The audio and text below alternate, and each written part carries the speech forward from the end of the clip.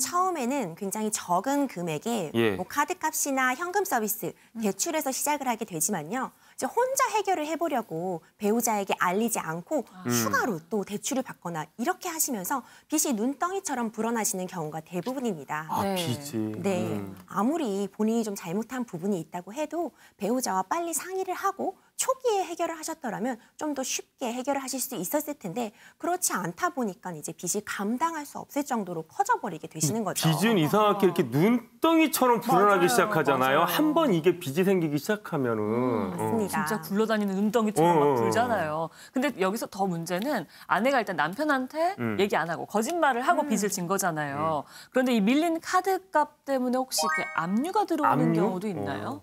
네, 어. 이제 보통 처음에는 그 무서운 독촉 문자나 어허. 전화를 받게 되십니다. 어. 근데 그럼에도 이제 갚지 않고 이제 연체가 지속되게 되면은 이제 그때는 다른 카드사에도 이제 카드 연체 내역이 공유가 되게 되는데요.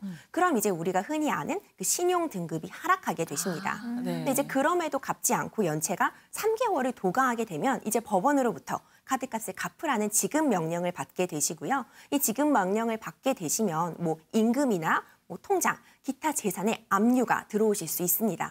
아니 이렇게 압류. 계속 같이 살면 한 번 깨진 믿음은 계속 의심하기 마련이잖아요. 맞아요. 이렇게 돈 문제 때문에 이혼 사유가 되기도 하나요? 그렇죠. 이제 과소비라는 것의 기준은 사람마다 다를 수 있어요. 그쵸. 그렇지만 내가 버는 것보다 더 많은 돈을 소비하거나 아니면 배우자의 벌이로 도저히 감당할 수 없을 정도의 낭비를 계속하면 이로 인한 갈등 때문에 이혼을 고려하게 되시죠.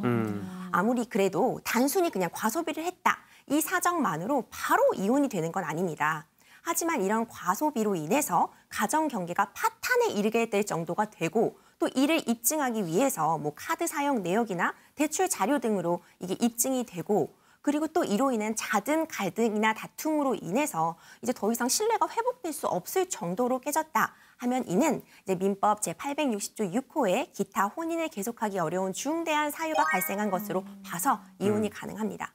하지만 이제 무작정 바로 이혼을 시도하시기보다는 네네. 아무래도 부부간의 신뢰를 회복하기 위한 노력을 좀 먼저 해보시는 걸 좀 권해드리고 싶습니다. 네, 이게 아무래도 부부간의 신뢰가 깨졌기 때문에 맞아요. 이런 빚을 감당하기 못하게 되는 경우가 생기는 것 같은데 맞습니다. 아까 이게 증거가 남아있어야지 입증이 돼야지만 이게 쉽게 이혼이 된다고 하셨는데 네, 맞습니다.